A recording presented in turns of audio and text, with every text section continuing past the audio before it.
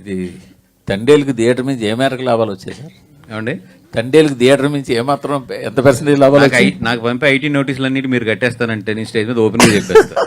మీరు ఆ కమిట్మెంట్ ఏమన్నా ఇక్కడే చెప్తాను నేను మొత్తం. కానీ దాని మీద ఒక కాంట్రవర్సీ ఉంది. మీరు వేసిన 100 కోట్ల పోస్టర్ మేరకు లేదు, మీరు హైప్ చేశారు అన్న ఒక సోషల్ మీడియా ప్రచారం ఉంది. ఒక 70 కోట్లు అలా ఉంది, ఒక 30 కోట్లు మీరు కలిపేశారు అనే ఒక ప్రచారం ఉంది. ఎంతవరకు మీరేమంటారు దానికి? ఏముందండి, ఇప్పుడు వాళ్ళు అనుకునేది వాళ్ళు అనుకుంటారు. ఇప్పుడు నేను చెప్పింది నేను చెప్తాను. మీరు వేసుకుని మీరు వేస్తారంటారు. నేను చెప్పింది నేను చెప్తాను. వాసు గారు, ఇప్పుడు మీరు చెప్పిన మాటే, ఈ ప్రీమియర్లకి పర్మిషన్లు ఇబ్బంది అవుతున్నాయి, ఈవెన్ ప్రెస్ మీట్లకు కూడా పర్మిషన్లు ఇబ్బంది అవుతున్నాయి.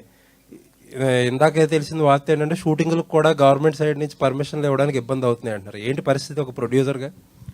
అంటే లేదండి, అంటే ఇప్పుడు ఈ ఇన్సిడెంట్స్ అన్ని తర్వాత ఇప్పుడు ఎనీ గవర్నమెంట్ ఏదైనా సరే కొన్ని ప్రికాషన్స్ తీసుకుంటుంది. ఇప్పుడు మొన్న చూస్తే ఏంటంటే కోర్టు డైరెక్ట్గా 16 సంవత్సరాల లోపు వాళ్ళని 11 o'clock 10 o'clock అనుకుంటా కదా, దాని తర్వాత ఇవ్వద్దు అంటే మళ్ళీ వాళ్ళు కోర్టుకి వెళ్ళి they explain it what is the technical problems ఇవన్నీ ఎక్స్ప్లెయిన్ చేస్తే మళ్ళీ నిన్న దాన్ని రిలీజ్ చేసింది.